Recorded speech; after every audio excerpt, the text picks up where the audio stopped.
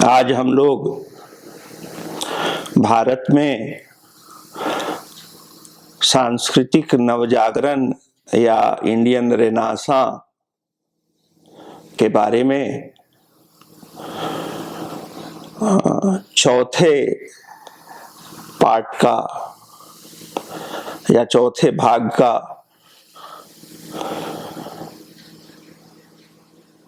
चित्रण करेंगे। जैसा कि मैंने अपने पहले व्याख्यान में कहा था,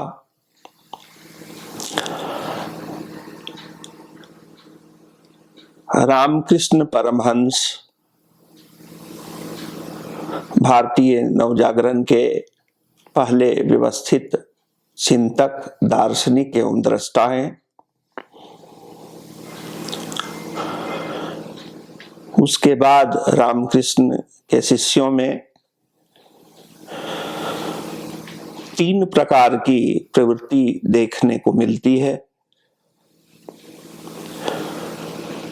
पहली प्रवृत्ति उन शिष्यों के बीच देखने को मिलती है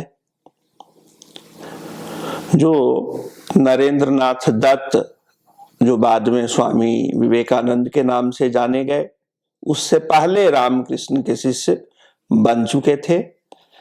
वे ज्यादातर गृहस्थ लोग थे और उन्होंने रामकृष्ण परमहंस को भी एक गृहस्थ चिंतक ही माना, क्योंकि जैसा कि आप लोग जानते हैं, रामकृष्ण परमहंस का शारदा माँ से या शारदा देवी से बचपन में ही विवाह हो गया था। जीवन के शुरुआती गृहस्थ धर्म रामकृष्ण ने अपनी पत्नी के साथ नहीं, बल्कि दक्षिणेश्वर मंदिर के एक पुजारी के रूप में शुरू किया था और उनकी पत्नी उनकी माँ और परिवार के अन्य सदस्यों की सेवा करती थी।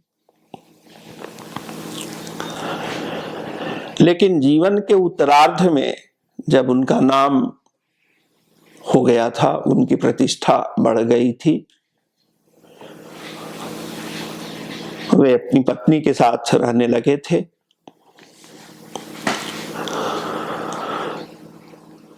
उनके बाद उनके काम को कई लोगों ने आगे बढ़ाया, जिसमें सबसे महत्वपूर्ण व्यक्ति एक श्रीमान हैं जिन्होंने अपना नाम नहीं बताकर एक संकेताक्षर एम का इस्तेमाल किया है।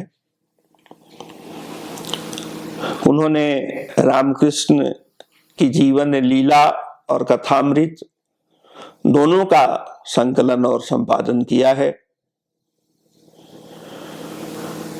दूसरी जो प्रवृत्ति हमें देखने को मिलती है वह नरेंद्रनाथ दत्त के मार्गदर्शन में, जब वे अपने को स्वामी विवेकानंद कहने लग गए थे, जब उन्होंने रामकृष्ण मिशन बनाया तो रामकृष्ण मिशन से जो सन्यासी जुड़े, उन्होंने भी अपने हिसाब से स्वामी रामकृष्ण और विवेकानंद की संयुक्त विचारधारा को आगे बढ़ाने का काम किया।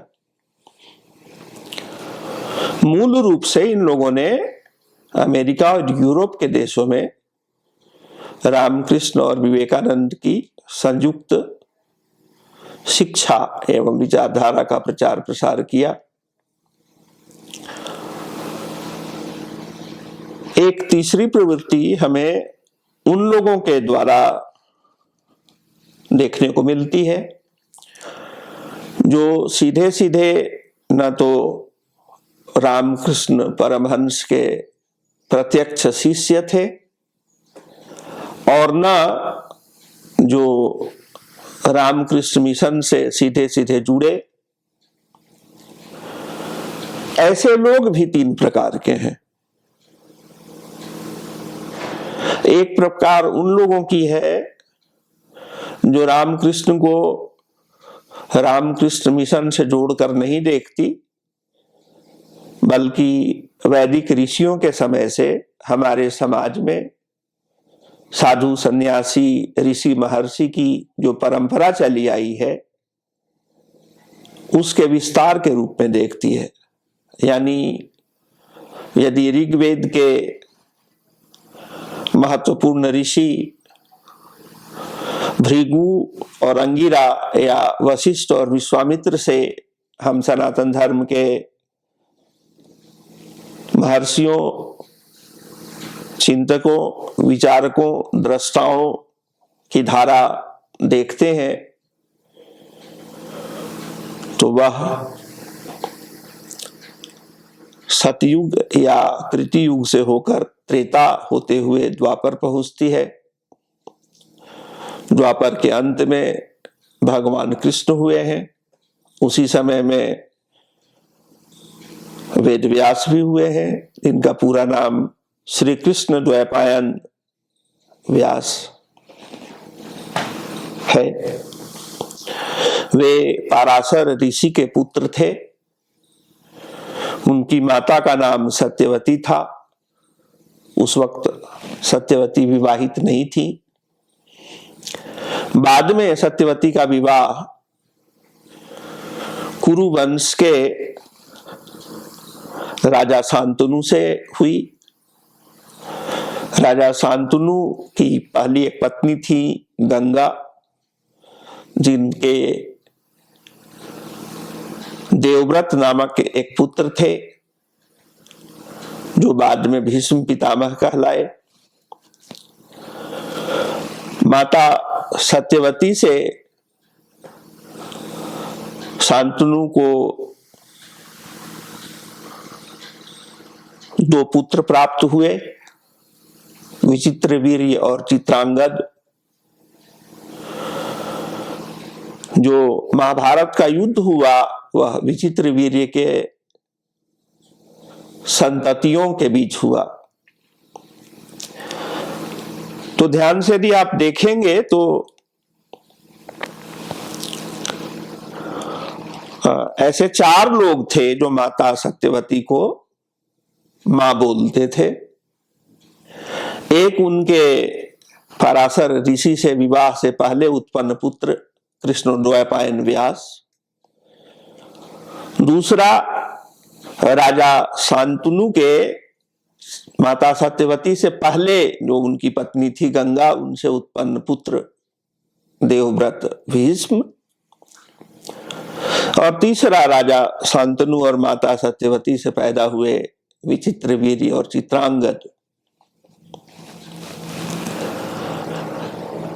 महाभारत का युद्ध एक भीषण युद्ध था। उसकी तुलना न समकालीन समय में हुए 1914 से 1919 के बीच, जिसे प्रथम विश्व युद्ध या फर्स्ट वर्ल्ड वॉर कहा गया, उससे की जा सकती है, और न उसकी तुलना सेकेंड वर्ल्ड वॉर या द्वितीय विश्व युद्ध से की जा सकती है। द्वितीय विश्व युद्ध 1939 से लेकर 1945 तक हुआ था। महाभारत का युद्ध इन दोनों युद्धों से काफी भीषण था। यदि आप इन दोनों युद्धों के साथ साथ जो सितंबर 2007 से दुनिया में महामंदी फैली, जिसको अंग्रेजी में स्टैगफ्लेशन कहते हैं, यानी अर्थव्यवस्था में स्टैग्नेशन और इन्फ्लेशन एक साथ देखने को मिलती है। यह एक बहुत अनोखी आर्थिक प्रक्रिया है, क्योंकि इस तरह की चीज सामान्यतया अर्थशास्त्रियों को देखने को नहीं मिलता। सामान्यतया जब अर्थव्यवस्था में ठहराव या स्टैग्नेशन आता है तो सामान्यतया मुद्रास्फीति यानी महंगाई यानी इन्फ्लेशन देखने को नहीं मिलता। लेकिन सितंबर 2007 में जो स्टैगफ्लेशन शुरू हुआ उसमें महंगाई भी है और मंदी भी है। इस बीच ऐसा नहीं है कि विकास होना बंद हो गया या अर्थव्यवस्था, विश्व अर्थव्यवस्था पूरी तरह स्थिर हो गई, लेकिन एक गुणात्मक परिवर्तन हुआ सितंबर 2007 से नवंबर 2020 के बीच में पूरी दुनिया में जो हो रहा है, इसको भी यदि हम मिला लें प्रथम विश्व युद्ध और द्वितीय विश्व युद्ध के साथ, तब भी वह महाभारत युद्ध जैसा भीषण युद्ध नहीं कहलाएगा। लेकिन जब महाभारत का युद्ध समाप्त हुआ, उसके कुछ ही समय बाद सनातन धर्म के अनुसार चौथे युग की शुरुआत हो गई, जिसे कलियुग या कलयुग कहते हैं। कलयुग के प्रारंभ में हमें तीन विभूतियां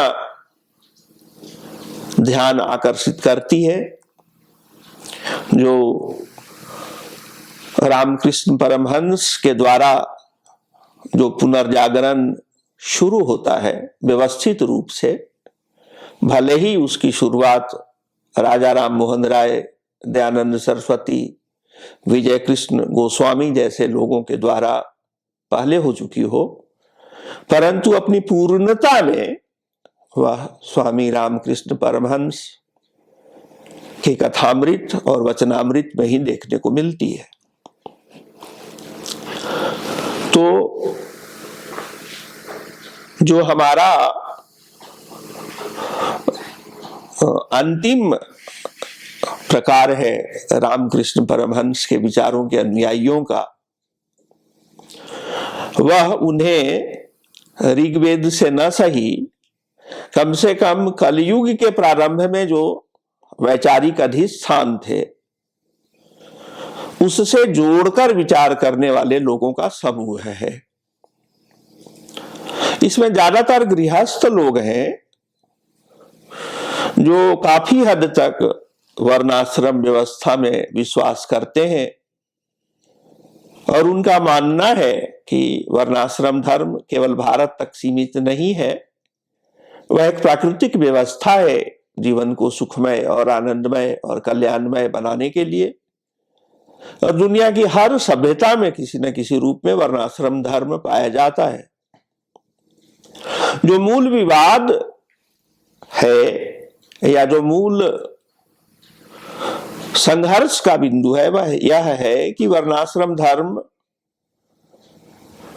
में वर्ण और आश्रम को अलग अलग करके विचार किया जा सकता है या नहीं, और दूसरा जो वर्णाश्रम धर्म है उसमें जो वर्ण में लोगों का वर्गीकरण होता है उसका आधार जन्म है या कर्म। इस पर विचार मैं पहले के खंडों में कर चुका हूं। आज हम उससे आगे बढ़ेंगे। तो जैसा कि मैंने अभी निवेदन किया, कलयुग के प्रारंभ में तीन महत्वपूर्ण प्रस्थान बिंदु हैं। जर्मनी के महान दार्शनिक हीगेल की भाषा में बात करें तो भगवान कृष्ण की जो विचारधारा है, दोनों श्रीमद् भागवत में एवं महाभारत में वर्णित, वह कलयुग का थीसिस है, यानी मूल स्थापना है, मुख्य धारा है। उसके बरक्स, उसकी तुलना में एक श्रमण विचारधारा है जो कोई नई विचारधारा नहीं है। उसका आरंभ भी कम से कम द्वापर से देखने को मिलता है। कुछ लोग तो कहते हैं कि जो ऋषभ देव हुए हैं वो द्वापर से भी पहले हुए हैं, शायद त्रेता के अंत में हुए हैं। लेकिन सच्ची बात यह है कि ऐतिहासिक रूप से श्रमण परंपरा के प्रथम आचार्य, प्रथम सिद्धांतकार ऋषभ देव के बारे में ऐतिहासिक तथ्यों का थोड़ा विवादास्पद स्थिति है। जो आस्तिक हैं, जो जैन मतावलंबी हैं, उनके विचार अलग हैं। जो जैन नहीं है, जो श्रमण परंपरा को नहीं मानते, उनकी विचारधारा अलग है। परंतु इतना स्पष्ट है कि आज से करीब 5500 साल पहले, यानी 5500 साल पहले भगवान कृष्ण हुए हैं। महाभारत का युद्ध हुआ है, उसी के आसपास, कुछ पहले कुछ बाद में, सामान्यतया 5500 साल पहले भगवान कृष्ण हुए हैं। उसके बाद आज से करीब 2500 साल पहले भगवान बुद्ध हुए हैं। और बुद्ध से कुछ पहले जैनों के तीर्थंकर, उनके सिद्धांतकार महावीर जैन हुए हैं, जिनका मूल नाम वर्धमान था। बुद्ध का मूल नाम गौतम था। तो भगवान कृष्ण की जो विचारधारा थी, जो उनका विश्व के बारे में दृष्टिकोण था, संसार और जगत की उनकी जो व्याख्या थी, वह कलयुग का थीसिस है। इसके बरक्स, इसके विपरीत महावीर जैन द्वारा प्रस्तुत व्याख्या श्रमण परंपरा की समकालीन व्याख्या, महावीर जैन के समय में जो देश काल समाज था, उनके द्वारा प्रस्तुत व्याख्या एक प्रकार का एंटीथीसिस है। एंटीथीसिस को हिंदी में हम कह सकते हैं कि वह उसका आलोचनात्मक विकल्प है। और भगवान बुद्ध ने भगवान कृष्ण और भगवान महावीर के बीच एक समन्वय स्थापित करने की कोशिश की है। तो भगवान बुद्ध एक प्रकार से सिंथेसिस है।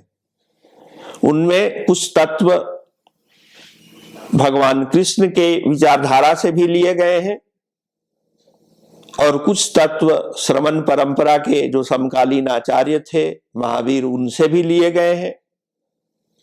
और उन्होंने एक संश्लेषण किया, एक सिंथेसिस बनाया। और दुनिया के करीब करीब हर देश में बुद्ध द्वारा जो प्रस्तुत संश्लेषण है, जो सिंथेसिस है, वह काफी हद तक सर्वमान्य रहा, कम से कम 18वीं शताब्दी तक। यानी हम कह सकते हैं कि भगवान बुद्ध ने जो संश्लेषण प्रस्तुत किया, जो मेटा थ्योरी डेवलप की, जो पैराडाइम दिया, जो मेटा नैरेटिव दिया, वह सनातन धर्म का एक सार्वभौमिक सिद्धांत के रूप में करीब करीब दुनिया के अधिकांश देशों ने जस के तस या कुछ संशोधन के बाद स्वीकार कर लिया। इसमें इस संश्लेषण की जो मूल बात थी वह यह कि जो राजा होगा वह समाज का नियंता नहीं होगा। जो राजा होगा वह समाज का केंद्र नहीं होगा। समाज के केंद्र में धम्म, जो पाली का शब्द है धर्म शब्द के लिए, समाज के केंद्र में धम्म या धर्म होगा। और उस धर्म की व्याख्या के लिए हर समाज में धर्म शास्त्र के जानकार होंगे। संस्कृत में उन्हें ब्राह्मण कहा जाता है। पाली भाषा में बुद्ध ने उसके लिए भिक्षु शब्द दिया है। जैनों के लिए वह शब्द तीर्थंकर है।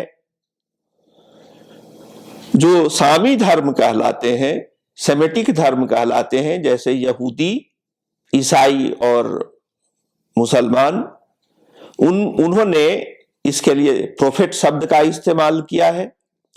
और प्रोफेट की शिक्षाओं को समझाने वाले लोगों को सामान्यतया उलेमा कहा गया है। तो जो भगवान बुद्ध से एडम स्मिथ से पहले का जो काल है, 18वीं शताब्दी से जो पहले का काल है, उसमें हम देखते हैं कि समाज के केंद्र में धर्म है। धर्म से नीचे राज्य, राजा या सम्राट या बादशाह है, और उसके नीचे वैश्य है, व्यवसायी है, बिजनेसमैन है, उद्योगपति है, और उसके नीचे सामान्य जन है। दो प्रकार से विभाजित है। एक वे लोग जिन्हें आप शूद्र कह सकते हैं, और एक वे लोग जिन्हें आप पंचम कह सकते हैं। जो शूद्र शब्द है संस्कृत का, उसका अर्थ है सामान्य व्यक्ति जो अपनी जीविका का उपार्जन नियमित वेतन से करता है। जो सैलरीड एम्प्लॉई है, उनको नौकरी करनी पड़ती है और उसके बदले में उनको हर महीने एक निश्चित रकम तनख्वाह के रूप में, सैलरी के रूप में, मुसहरा के रूप में या वेतन के रूप में मिलता है। जो ब्राह्मण होते हैं, जो उलेमा होते हैं, जो पादरी होते हैं, जो भिक्षु होते हैं, उनको क्या मिलता है? उनको दान मिलता है, उनको वेतन नहीं मिलता। जो क्षत्रिय वर्ण के लोग हैं, उनको क्या मिलता है? तो उनको न दान मिलता है और न उनको वेतन मिलता है, बल्कि उनको कर मिलता है, टैक्स। और जो व्यवसायी होता है उसे क्या मिलता है? जो वैश्य होता है उसे क्या मिलता है? तो उसे मुनाफा मिलता है। यानी वर्ण व्यवस्था के अनुसार एक ऐसे समाज की कल्पना की गई जिसे फंक्शनल डिवीजन ऑफ लेबर कह सकते हैं, जो समाज की मूल जरूरत के हिसाब से कर्म के द्वारा समाज की सारी जरूरतों को स्थानीय लोगों के द्वारा, स्थानीय रिसोर्सेस के द्वारा, संपदा के द्वारा स्थानीय समुदाय को सुखमय बनाने की, आनंदमय बनाने की, कल्याणकारी बनाने की कोशिश करने वाली व्यवस्था का नाम वर्ण व्यवस्था है। आजकल के जो नई विचारधारा है, पूंजीवाद और मार्क्सवाद, दोनों ही विचारधारा के लोग वर्ण व्यवस्था की खिल्ली उड़ाते हैं, इसकी बहुत आलोचना करते हैं। लेकिन इसके बावजूद वे अभी तक पिछले 200 सालों में वर्ण व्यवस्था से बेहतर समाज व्यवस्था का निर्माण नहीं कर पाए हैं। एक जो गलती मार्क्सवादी और पूंजीवादी विचारधारा के समाज शास्त्री करते हैं, समाज विज्ञानी करते हैं, वो ये करते हैं कि वर्ण को जाति से जोड़ देते हैं, जबकि वर्ण अलग चीज है और जाति अलग चीज है। इसके बारे में महात्मा गांधी ने बहुत दृढ़ता से वर्ण व्यवस्था की वकालत की और उन्होंने कहा कि जो वर्णाश्रम व्यवस्था है वह पूंजीवाद और साम्यवाद या मार्क्सवादी समाजवाद से बेहतर व्यवस्था है। इसके लिए गांधी की आलोचना भी की गई, लेकिन गांधी अपने विचार से अंतिम समय तक डिगे नहीं। उनको जो आस्था थी वर्ण आश्रम व्यवस्था पर, उसके समर्थकों की संख्या कम से कम सितंबर 2007 से लगातार बढ़ रही है और कोरोना की महामारी ने इस विचारधारा को नया खाद पानी दिया है। जाति व्यवस्था एक अलग चीज है, इसका वर्ण या आश्रम से कोई लेना देना नहीं है। यह काफी हद तक जो ट्राइब होते हैं, जनजाति होते हैं, उनका विकसित रूप है और यह एक प्रकार का संकुचित विचारधारा पर आधारित है, जबकि वर्ण व्यवस्था सार्वभौमिक, न्यायसंगत, नैतिक समाज व्यवस्था है, जिसमें सर्वोदय की अवधारणा केंद्रीभूत है।